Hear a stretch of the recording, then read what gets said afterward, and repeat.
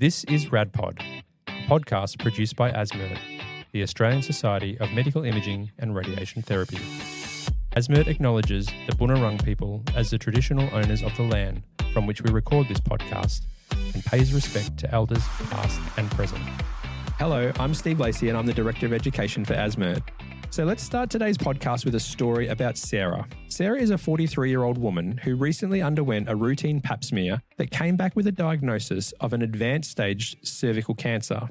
She was referred to a radiation oncologist for treatment who suggested that the best course of treatment was brachytherapy. Sarah recalled a friend of hers who had gone through similar treatment and began to feel very uneasy and worried about the treatment for her, as she had some idea of what she was in for. Having sensed this uneasiness, the Brachy team swung into action to ensure her experience was as comfortable as possible. Brachytherapy can be quite a traumatic experience. So what exactly is involved in brachytherapy and how does the team consider the best interests of the patient? Well, to talk more about it, I'm joined today by two experienced radiation therapists who specialise in brachytherapy. And our first guest is Sharon Oultram. Sharon is a senior radiation therapy educator and brachytherapy radiation therapist at the Calvary Mater Newcastle Hospital in New South Wales. Welcome to Radpod, Sharon. Thanks, Steve. And our second guest is Sylvia Hanna. Sylvia is a senior brachytherapy radiation therapist, or what we call a brachytherapist, at the Olivia Newton-John Cancer Centre in Melbourne. Welcome to you too, Sylvia. Thanks, Steve. Is brachytherapist really the correct term to use? Or is that just a made-up one? Just a made-up one. Okay. I like it. I like it too. We'll call it brachytherapist. Now, when initially talking with Sylvia and Sharon about this podcast, I have to say there was a lot of leg crossing going on as I really learned a lot about what brachytherapy was about. So I'm going to preface this with a bit of a content warning for some of you out there who might feel a little bit queasy on hearing some of this information. So Sharon, let's start with you. Brachytherapy is quite a niche area of radiation therapy. What exactly is it and how does it work? Well, it's probably one of the oldest forms of radiation therapy. It dates back, I think the first cervix cancer patient was treated back in late 1800s. So it's actually, brachy, the term means short distance therapy.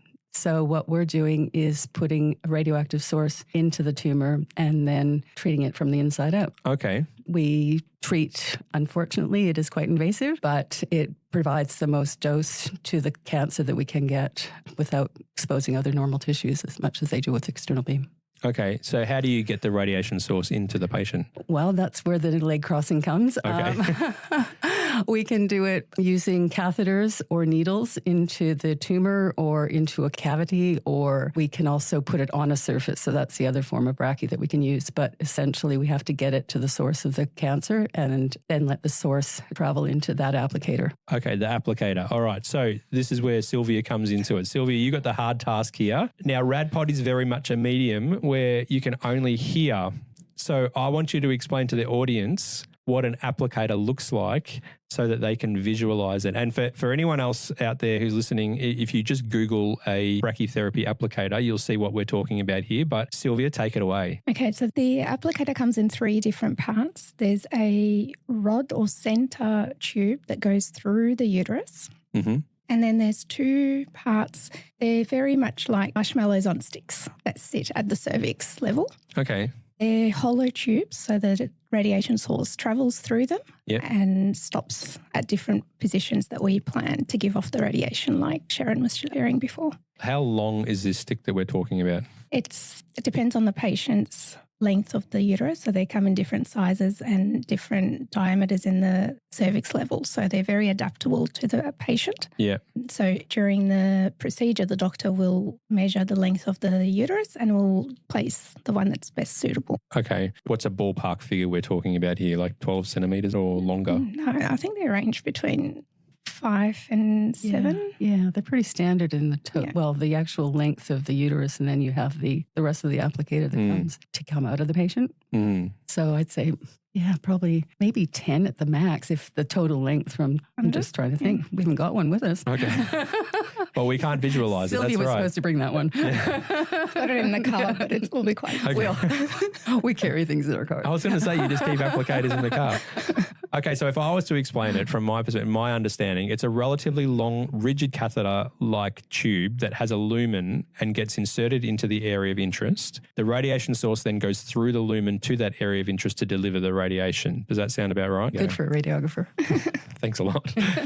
But then how then does the applicator stay in the same place? Like how do you avoid it from being able to move, say, back and forth? How is it secured and how long does it have to stay there for? Well, it goes, once it's in, it actually locks together. So it's quite a rigid setup. Mm-hmm. And then I think from our perspective, we use a gel net gauze and we pack it like I always joke with the ladies, you'll feel like they stuffed goose. Okay. It's just to keep everything in place. The other advantage with that is because the radioactive source emits quite a sharp fall off. The distance of packing actually is the good old inverse square law. Yeah. You actually push the dose away from the normal tissues that are lower down in the vagina. Yeah, okay. So it's got a couple uses for us. What about for something like prostate treatment though? This is where it differs from men and women. Men are asleep the whole time. The needles are inserted under anesthetic and they just stay in place. So they go perineal, so they don't have any vagina, a lumen to go through. So there's packing's not required. Yeah. So the needles go into the perineum. Yeah. Through the perineum. Yeah. Okay. This is the part where I start to get a little bit queasy. And you said that for males doing the prostate one, that they have the anaesthetic when they're inserting the applicator. Does the same thing happen for females as well? Yes. Yeah, it does. All under. Yeah. Yeah. So then I guess we get to the part about like how do we know how far to put in the applicator? Like how do you know when that point is to stop? Where does that kind of planning come into it? That's where Sylvia's very good at ultrasound. So we use ultrasound guidance for insertion in theatre. Yeah. So the radiation therapist will guide the doctors with the applicator during the insertion to make sure that there's no perforation of the uterus, that we're sitting in the centre of the uterus or the uterine canal. And what about for other forms of cancer that you use brachytherapy for? And do you always use ultrasound? For prostates, we also do ultrasound, and we do the C-arm as well for prostates. And we use the C-arm for when we have to use needles in the ladies for vaginal cancer. Mm-hmm. So those are metal needles versus what we use for cervix is all CT-MR compatible.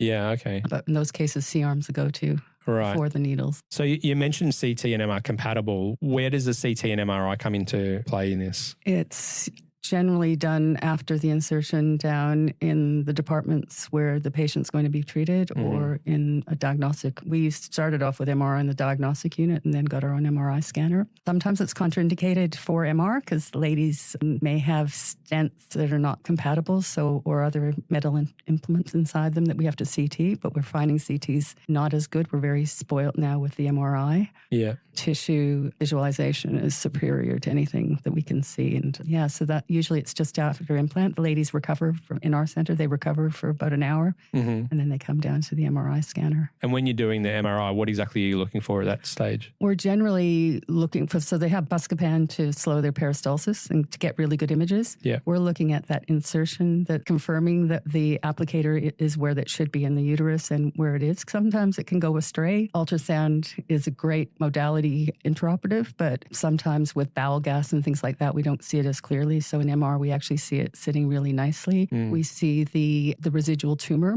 that we can target and all the organs at risk. In the bad days, when we used to do orthogonal imaging, all we saw were basically the applicator and bones and maybe the bladder balloon. But then as we evolved, we get to see all this beautiful tissue. Yeah, okay. So would you say then that, your ultrasound, your MRI and that, is there a universal modality, I guess, of using those that, I guess, in a worldwide fashion? Are you finding that there's some hospitals, I guess, that are using one modality and other hospitals using another? And why would there be a difference? So I can answer from the international perspective. There's an international group called JEC-ESTRO. They set up our guidelines as to what's the gold standard. So MRI is the gold standard now. But with third world countries that don't have access to all that beautiful technology, they go with CT or even ultrasound. It's been worked on. So then, it depends on your access to all these technologies. So I guess with ultrasound, my understanding from our previous conversation is quite a big pioneer of this was Sylvia Van Dyk, who worked a lot at Peter Mac in Melbourne. And I think I'd just like to acknowledge that, and particularly given that Sylvia passed away in 2025. I knew her from the 80s. I worked at Peter Mac as just a locum, met her then, and then she's been my go-to girl. And I think she did an amazing amount of work with that as well. So just a little bit of acknowledgement from that perspective. So Sylvia, what about removing the applicator itself? Can they do that via GA or do they do it some other way? Usually the removal of the applicator happens in the department post-treatment. Mm-hmm.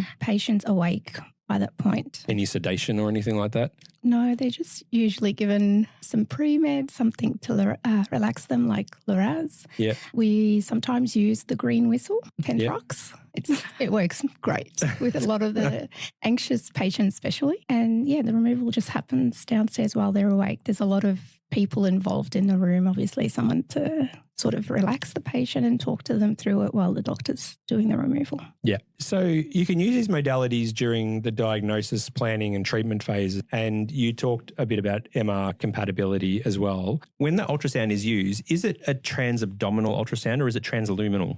Or intraluminal, I should say. Yeah. So what we do in Australia, and I know that Sylvia does the same, it's transab. I've seen it in Vienna where they're the gurus of brachytherapy and they do it transrectal. Mm-hmm. See beautiful images that way. We're still trying to encourage our doctors to buy a truss unit. Okay. But it's quite messy. It can be it's a lot of skill involved in that as well. So I think the transabs are probably one of the hardest to acquire, but I think Sylvia's got the talent for it. Okay. You've been humbled just right there now, so haven't you? We use transabdominal as well. We have a transrectal probe that we occasionally use. It is another set of skills to learn. Doctors have to learn those skills because they operate it. It also involves a lot of more consideration in terms of sterility in the procedure room during the procedure. So it's a bit more involved than just the transabdominal. Yeah. Yeah. But in terms of accuracy, has there been many studies in terms of looking at the accuracy of using intraluminal versus transabdominal? No. Yeah. Not sure. Yep. Study for future purpose. Yeah. There's an idea right there for you. Yeah. So what other cancers are we using brachytherapy for? So endometrial is a big one. Post-hysterectomy, we treat the vaginal vault to ensure we reduce the recurrence of the cancer. That's becoming more popular because endometrial cancer seems to be up on the rise. I think the bariatric conditions are a causation of it. So I anticipate we'll see more of those. Vaginal cancers are rare. We see a couple a year. We've recently done a urethral cancer. So we tend to focus in the pelvis in our center, in the gynae area and the female pelvis. Mm-hmm. But skin, breast. Yeah. So anything you can stick something into. Anything that's relatively superficial, I guess. Yeah. Okay. And with all these different types of cancer, why would you choose brachytherapy instead of external beam therapy?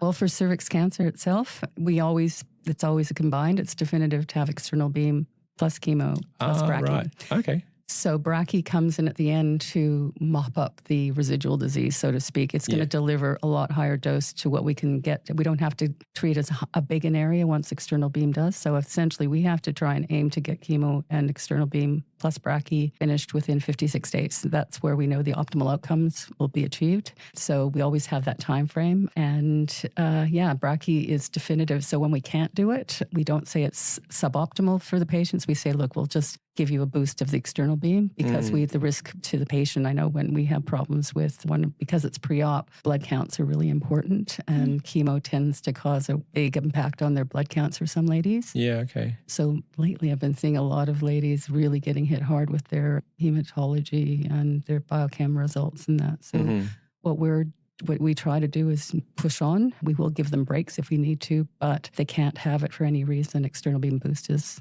the next step. Okay. Sylvia, when you're kind of inserting the radiation, how far does the radiation travel? So in other words, how far out does it travel? Is there protection required for other people in the room when you're actually delivering brachytherapy? Of course, there's we obviously treat in a bunker just like external beam. So there's lead shielding. We're all shielded in a different room.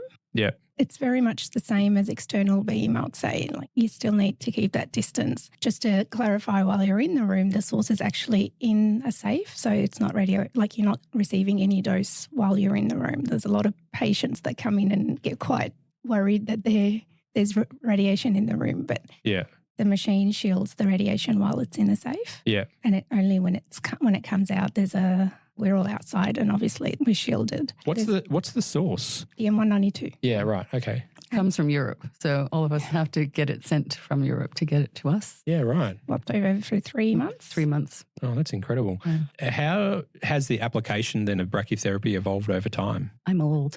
Yeah, this question was directed at you, Sharon. Yeah, everybody will say that Sharon's just old. Well, it has evolved in that, everything was done very much just that very old stat I mentioned about the first brachy source. It's or brachy application. It's basically put into the patient while they were awake back then, or I don't know if it was ether. But when I started in Canada, it was part of our standard of training. Yeah.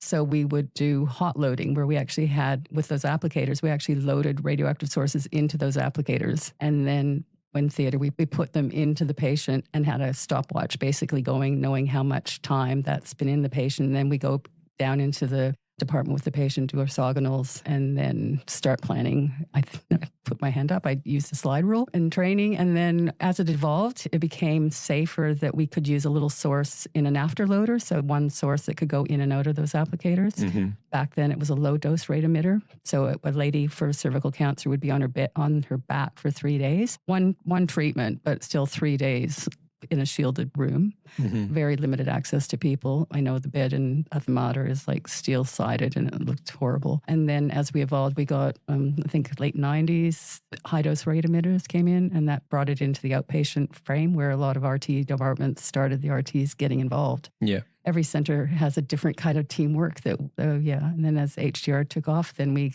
brought in the different imaging.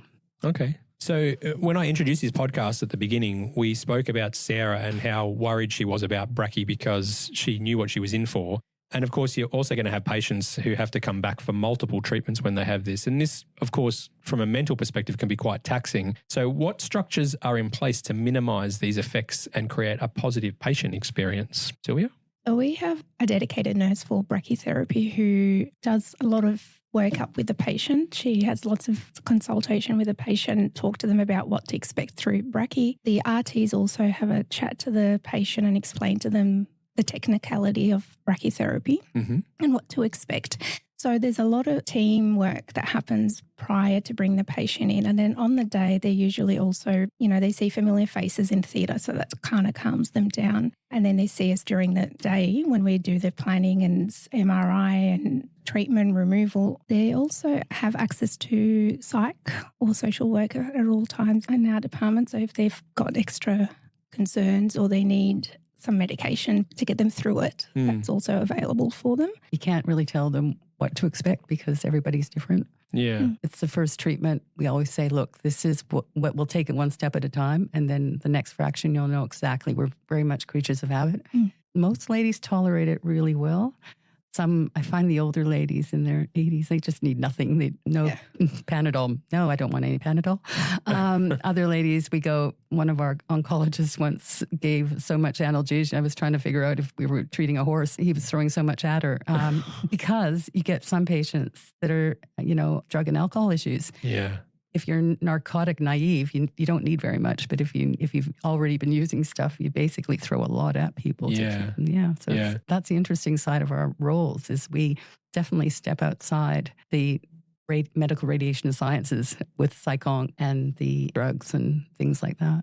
But it also sounds like it's still very much a trauma-informed care approach as well, where you're really thinking about what has the patient experienced in the past, and as they talk a lot about it in trauma-informed care is what has happened to them as opposed to what is wrong with them as well. Now let's talk about cervical cancer a little bit more because this would obviously have to be a very large proportion of the work that you do. There's been a lot of talk in the media recently about cervical cancer being eradicated in Australia by 2035. And what are your thoughts on this? I am a little bit suspicious that we can do it. While Australia has phenomenal uptake in vaccination rates, I think that's why they thought Australia could do it first. It seems to be dropping a bit with vaccination across the board. We don't know why. Some ladies are also older, so it's going to take a while for those ladies to come through that whole cohort. It's HPV related, so a lot of ladies my era and probably anybody in there above 30 haven't been vaccinated, so that'll have to trickle through. Yeah, yeah. So 2035 is probably a little bit too soon, we think. Maybe eventually, but not quite yet, just yet. And given that there's a lot of gynae work in brachytherapy, do you have any male brachytherapists? I do, yes. Yeah? I have a couple of male brachytherapists, and they actually do provide some different perspective for patients as well. Like the patients don't mind having the males around. The times when they do, we can always bring a female in. But and the patients get a choice as to whether they are happy to have a male or whether they would prefer a female? If they say up front they prefer a female, yes. Yeah. But we don't usually. Oh, you don't ask them. You don't just say, would you prefer male or female? You just say, okay, here's your brachytherapist for the day. Yeah. And if they just go, oh, actually, I wouldn't mind a female, then yeah. Yeah, okay. And if we know there's some sort of history with the patient, would also actively seek female therapists and not bring in any male contact. Yeah, okay. So one thing I'm learning out of today is how niche brachytherapy is and how diverse radiation therapy is in general, I guess. What would make a radiation therapist want to get into brachytherapy is what I want to know. I'm trying to encourage some of our young ones to get into it. Number one, you've got to like hard work. You got to like missing your lunches. I think it's just you get to see everything from the beginning. Like I attend the gynae MDTs, which is our city's major meeting with they call it a tumor stream meeting, where you get to see how the patients worked up, where they're coming. Our centre gets patients from, northern New South Wales as well. So just seeing that kind of a side of medicine. And then the radiation oncologists I work with are phenomenal. I do examinations and I'm encouraged to feel where the tumour is. We're encouraged to keep stepping outside that area. And then we cross over some in the physics area. So we're not staying in our little box. We're actually, with a lot of respect from the other professions too, like the teams we work with are phenomenal. It's that teamwork. It's that, you're always learning. You're always trying. I call it the MacGyver radiation therapy. We put together things. We go, oh, okay, let's just try that, making sure it's safe. Yeah. But you're talking to other centres too, going, have you tried that? And I know we have a good relationship with the ONJ that you're constantly picking each other's brains. And I borrow a lot of equipment from Sylvia. Look, we've got, and that's the fun of it. That's how we know each other. And it's a really good small area of practice. Ah, it's good to hear. What about you, Sylvia? What made you want to get into brachytherapy? The stressful environment. I like the adrenaline rush in theatre, the problem solving, thinking outside square when you've got the non-standard cases where just a standard applicator is not going to work. You need to figure out how to do this. And then when you do go to theatre, obviously nothing that you've pre-planned goes to play, but you eventually get something implanted and then you look at your images and say, wow, like this is great. So it's very rewarding in that you're always pushing yourself to do better. You're always thinking outside square, problem solving, on your feet. You have to be quick and efficient. And there's a lot of things. It's not just your standard day at work where you just come in and treat patient one after the other. There's more involvement. Yeah, every patient's different, every day is different, and that every application is different. So the benefit, I know our RTs, especially in MRI, because we have an RT teams coming in MRI, and they see the before pictures because we always have the MRI pre every treatment. Yeah. We take a pre-brachy MRI to see how well it's responded, and they go, I wish we could see this on all our patients because it gives you that tingle that it actually works. And then we come in with, the brachy. It's something that they don't get to see very often is that response rate. Yeah, absolutely. And is brachy something that someone can choose to do while they're an undergrad? I think some universities will provide training in that area. It's very much context specific. Every centre is going to do a different type of brachy. It is basically learning on the job. There's nothing post-grad that steers it into gynae brachy. I know that. But I think it's developing courses within our centres because we need to get sustainability of the workforce in the area. So, can students get rotations through brachytherapy while they're doing a rotation at your site? Yes, they do come spend a day with us. Very often they're actually keen to come and understand what brachy is, and I will do like a little toot for them and then take them up to theatre and show them what a brachy day looks like. So they do get better exposure. Yeah.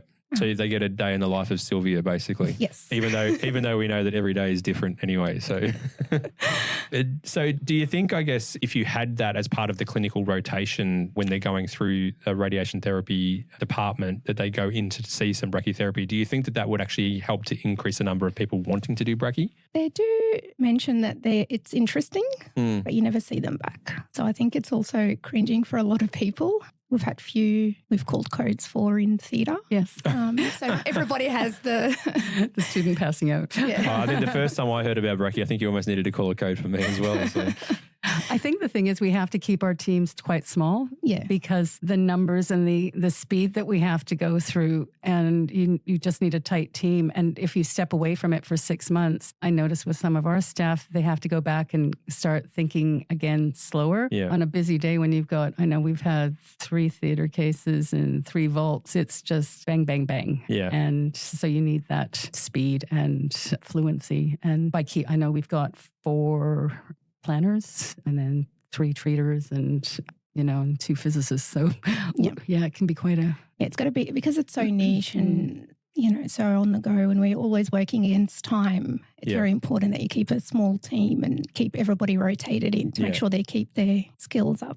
Yeah. Sharon and Sylvia, thank you both so much for taking the time to speak with me about a topic that I only briefly remember from my uni days. Just to finish off, why did each of you get into brachytherapy, and what do you find is the most rewarding part of your job? Sylvia? Like I said, it's the adrenaline kick that gives me the... coming into work and not having that same schedule every day. It's all very different. Problem solving, like working up the patient, you see the patient throughout the whole journey. The team I work with are great.